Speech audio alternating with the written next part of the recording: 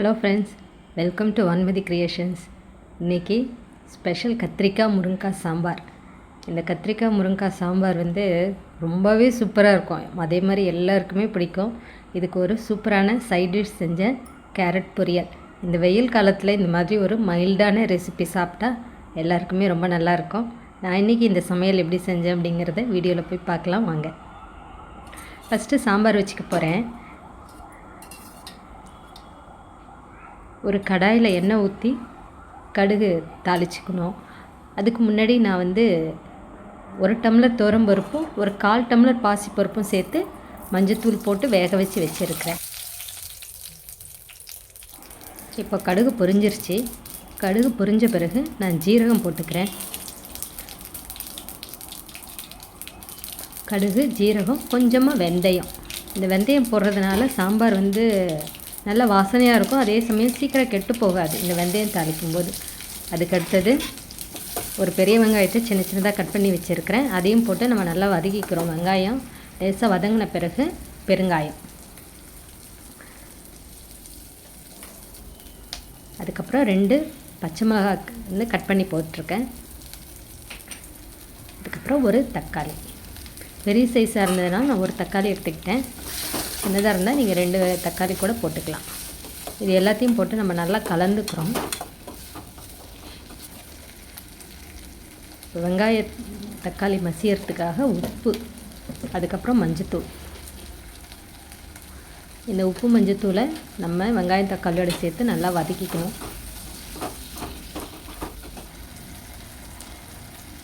அப்புறம் கருவேப்பிலை,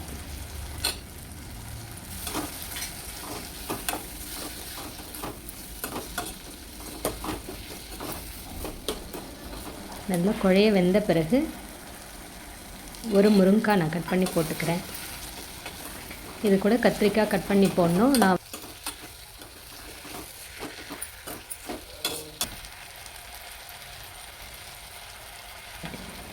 இப்போது 2 கத்திரிக்காயை கட் பண்ணி போட்டுக்கலாம்.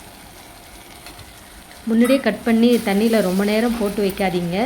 ஏன்னா கத்திரிக்காய் ரொம்ப ஹார்டான மாதிரி ஆகிடும், அழுத்தமாக ஆகிடும். அதனால் தாளிக்கும் போது இல்லை வதக்கும் போது கத்திரிக்காயை கட் பண்ணி நேராகவே சேர்த்துக்கிட்டால் அந்த கத்திரிக்காயோட டேஸ்ட் நல்லாயிருக்கும். இப்போ 1 டம்ளர் தண்ணி ஊற்றிக்கிறேன். பருப்பு வேக வச்ச தண்ணி. இது எல்லாத்தையும் நல்லா கலந்து கத்திரிக்காயும் முருங்கைக்காயும் வேகிற அளவுக்கு நம்ம ஒரு மூடி போட்டு வச்சிடணும். இப்போது சாம்பார் பொடி. சாம்பார் பொடி மட்டும்தான் போட்டுக்கிறேன். சாம்பார் பொடி வேண்டான்னு நீங்கள் தனி மிளகாத்தூள், தனியாத்தூள், ஜீரக பவுடர் இப்படி போட்டுக்கலாம். ஒரு தட்டு போட்டு மூடி 2 நிமிஷம் நம்ம வேக வச்சிடலாம். இடையில கலந்து விடுங்க.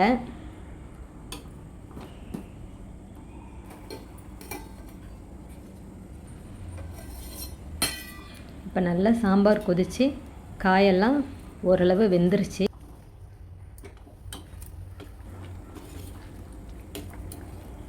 முக்கால் பாகம் வெந்த பிறகு நம்ம வேக வச்ச துவரம்பருப்பு நான் இதால் 1 கப் போட்டுக்கிறேன். உங்களுடைய தேவைக்கு தகுந்த மாதிரி நிறைய பேர் இருந்தால் நிறைய போட்டு வைக்கணும். பருப்பு போட்டு நல்லா கலந்து வேகட்டும். பருப்பு கூட சேர்ந்து கத்திரிக்காய் முருங்கைக்காய் வேகும்போது ரொம்பவே நல்லாயிருக்கும். வெந்துருச்சான்னு செக் பண்ணிப்போம். இப்போ புளி ஊற்றுறேன். ஒரு சின்ன நெல்லிக்காய் சைஸ் புளி. அதிலே நான் கம்மியாக தான் ஊற்றியிருக்கேன். இந்த வெயில் காலத்தில் புளி அதிகம் சேர்த்துக்க வேண்டாம், அது சிலருக்கு ஒத்துக்காது. அதனால் நான் கம்மியாக தான் புளி சேர்த்துருக்கேன் சாம்பாருக்கு. இப்போ முருங்கைக்காய், கத்திரிக்காய் எல்லாம் நல்லா வெந்துருச்சு. கொஞ்சமாக கொத்தமல்லி கட் பண்ணி சேர்த்துக்கிட்டால் நம்மளுடைய கத்திரிக்காய் முருங்கைக்காய் சாம்பார் என்னுடைய ஸ்டைலில் ரெடி ஆயிடுச்சு.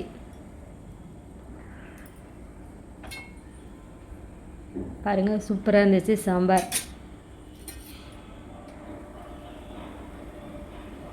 அடுத்தது கேரட் பொரியல் செஞ்சுக்கலாம்.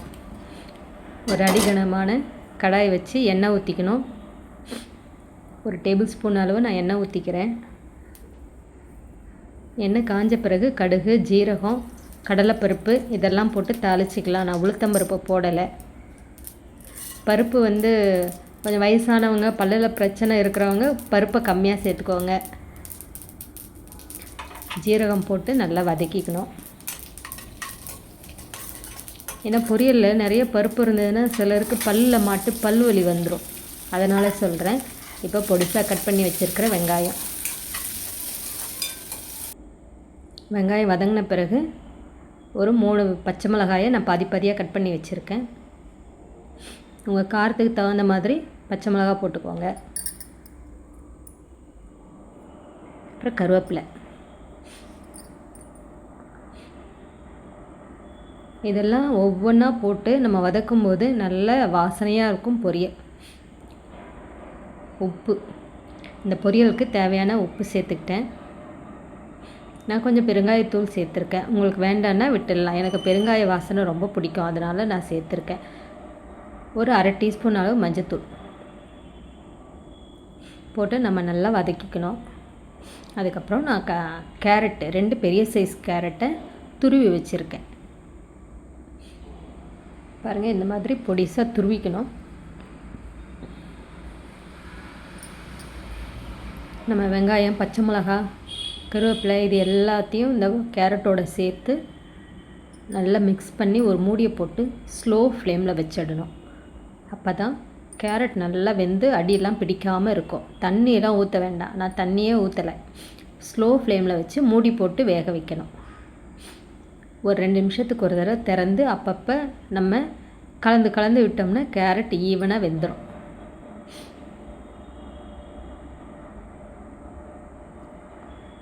இப்போ துருவி வச்ச தேங்காயை போட்டு 1 நிமிஷம் கிளறி எடுத்தால் நம்மளுடைய சூப்பரான கேரட் பொரியல் ரெடி. நான் இப்படி தான் செய்வேன். நீங்கள்லாம் எப்படி செய்வீங்கன்னு கமெண்ட்டில் சொல்லுங்கள். நம்மளுடைய கேரட் பொரியல் சூப்பராக ரெடி ஆகிடுச்சு பாருங்கள். இந்த கத்திரிக்காய் முருங்கைக்காய் சாம்பாருக்கு இந்த கேரட் பொரியல் சூப்பரான ஒரு காம்பினேஷன். இந்த வீடியோ பிடிச்சிருந்தால் லைக் பண்ணுங்கள், சப்ஸ்கிரைப் பண்ணுங்கள். தேங்க்ஸ் ஃபார் வாட்சிங்.